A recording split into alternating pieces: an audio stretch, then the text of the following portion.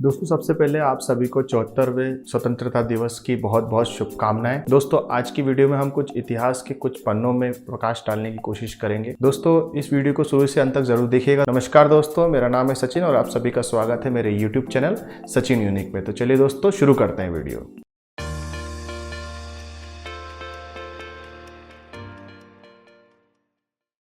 दोस्तों आज का दिन हर भारतवासी के लिए बहुत ही खुशी का दिन है। आज ही के दिन हमने अंग्रेजी शासन को उखाड़ के फेंका था। और दोस्तों साथ ही साथ यह आशा रखते हैं कि देश के जितने भी पॉलिटिकल पार्टी, सत्ताधारी पार्टियां और युवा और जितने भी भारत के नागरिक हैं वो सब इन स्वतंत्रता के समय दिए गए सारे बलिदानों को याद रखेंगे और इनके मूल्य को समझने की कोशिश करेंगे। दोस्तों आज़ादी के इस संघर्ष से हमें यह समझ में आता है कि अगर शासक वर्ग जनता के ऊपर किसी प्रकार का अत्याचार कर रहा है या शोषण कर रहा है तो जनता चाहे तो उस शासन व्यवस्था को पूरी तरीके से खत्म कर सकती है। दोस्तों कई ऐसे व्यक्तित्व हैं जिन्होंने भारत को ब्रिटिश साम्राज्य, ब्रिटिश शासन से आजाद करवाने में बहुत बड़े बड़े कंट्रीब्यूशन दिए हैं। इनमें से बहुत से लोगों का आपको नाम पता होगा, पर फिर भी मैं कुछ नाम लेना चाहूंगा, जैसे कि सुभाष चंद्र बोस, भगत सिंह, सुखदेव, राजगुरु, महात्मा गांधी, रानी लक्ष्मीबाई, बहुत से ऐसे क्रांतिकारी जिन्होंने भारत को आजाद करवाया। दोस्तों अब मैं रोशनी डालने जा रहा हूं उन गोरखाओं पे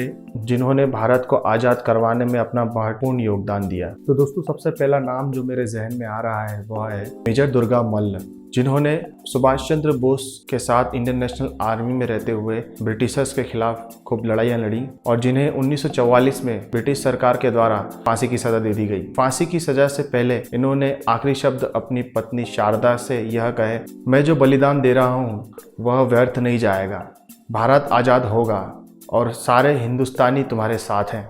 यह इनके आखिरी शब्द थे। दोस्तों इस सूची में दूसरा नाम है राम सिंह ठकुरी जी का, जिन्होंने इंडियन नेशनल आर्मी में रहते हुए एक तराना, जिसे हम गीत भी कहते हैं, उसका निर्माण किया, उसे कंपोज किया। उस गीत का नाम है कदम कदम बढ़ाए जा और इंडियन नेशनल आर्मी का उन्हें एंथम भी बनाया, जिसे सुख सब चैन के नाम से भी जाना जाता है। और दोस्तों आज के समय में भारतीय सेना का प्रमुख तराना भी कदम कदम बढ़ाए जा ही है। दोस्तों इस सूची में अगला नाम है त्रिलोचन पोखरेल, जिन्हें वंदे पोखरेल के नाम से भी जाना जाता है। दोस्तों ये सिक्किम के बड़े प्रतिष्ठित व्यक्ति हैं। दोस्तों यह वह व्यक्ति हैं जिन्होंने गांधी जी के द्वारा शुरू किए गए आंदोलन में से सविनय अवज्ञा आंदोलन, असहयोग आंदोलन और भारत छोड़ो आंदोलन का महात्मा गांधी के विचारों को मानते हुए सिक्किम में इन आंदोलन को कायम रखा। और दोस्तों देखने में तो ये बिल्कुल दुबले पतले से आपको लग रहे होंगे, परंतु इन्होंने इन विचारों के साथ अंग्रेजों की नाक में दम कर दिया सिक्किम में। दोस्तों आजादी के दौरान ही जब भारत का संविधान बन रहा था तब उस संविधान सभा में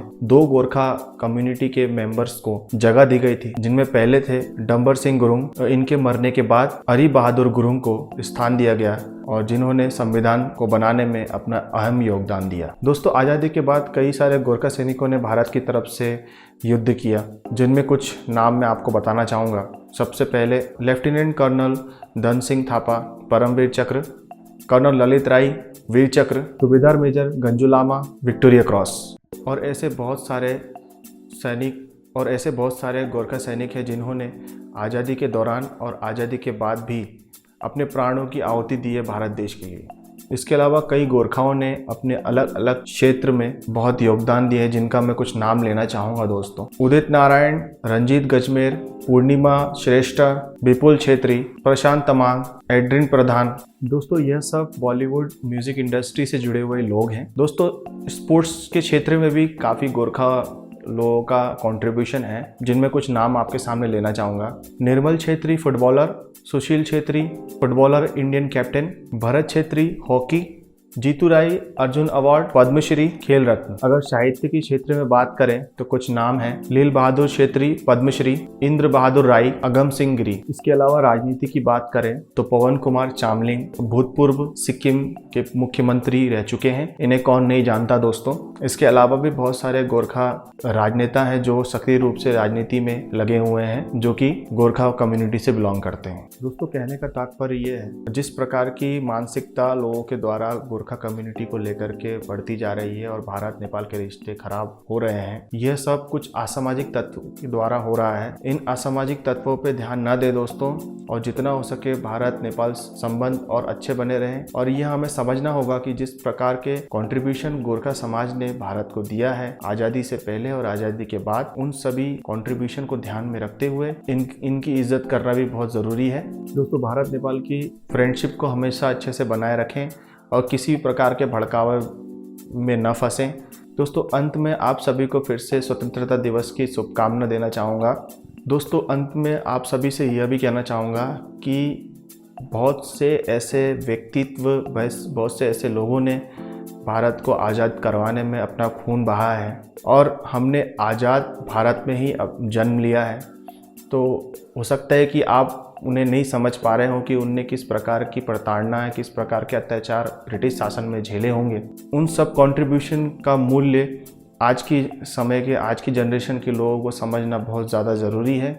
आज हम खुली हवा में सांस ले रहे हैं, सिर्फ उन्हीं की बदौलत है। उन्हीं की वजह से आज हम सुरक्षित और आज़ाद हैं। और आज़ादी का सही मूल्य समझना, कहीं हद तक देखा जाए तो आज की डेट के लोगों को, आज की जनरेशन को समझना काफ़ी प्रॉब्लमेटिक हो रहा है। वो समझ नहीं पाते हैं। देश को आज़ाद कराया, इस चीज़ को समझना बहुत ही ज़रूरी है। मेंटेलिटी को समझते हुए और आज के समाज का निर्माण करना भी बहुत ज़रूरी है। और सिर्फ यहाँ भारत देश की बात नहीं कर रहे हैं, भारत के साथ जितने भी फॉरेन पॉलिसी के अंतर्गत और वर्ल्ड पॉलिटिक्स के अंतर्गत जितने भी हम देश के साथ अपने अच्छे संबंध कायम कर सकते हैं, हम कायम करें। यह भी कहना चाहूँगा कि गोरखा समाज का एक बहुत बड़ा योगदान भारत को बनाने में कंट्रीब्यूशन है।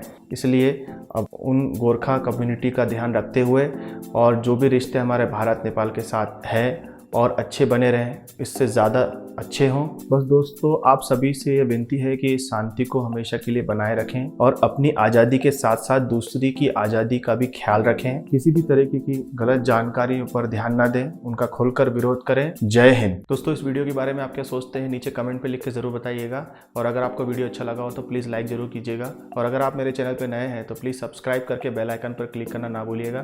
तो दोस्तों, फिर मिलूंगा नए वीडियो के साथ। तब तक के लिए दोस्तों, अलविदा।